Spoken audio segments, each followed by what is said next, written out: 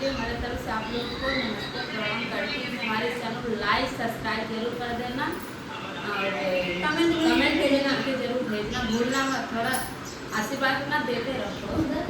आज रतिया में देखिए सपना सखिया मोर सजनम सखिया। आज रतिया में देखिया सपना सखिया मोर सजनम सखिया।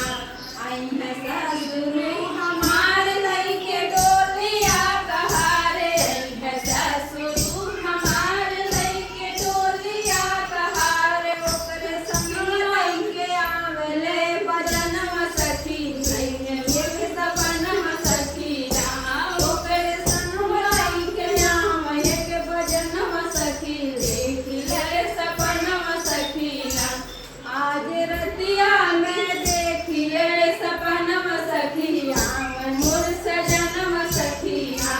आज रतिया में देखिला सपनम सखिया मोर सजनम सखिया।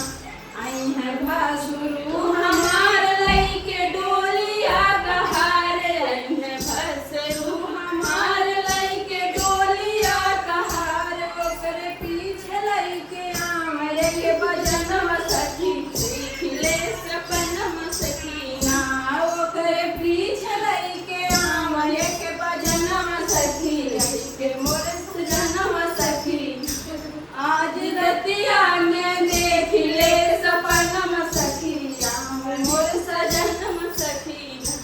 आई है सैया जी हमार लइके डोलिया कहारे। आई है सैया जी हमार लइके डोलिया कहारे। ओकरे संग लइके आव एक बजनम सखी। देखिले सपनम सखिया ओकरे संग लइके आव एक बजनम सखी। देखिए सपनम सखिया आज रतिया में देखिले सपन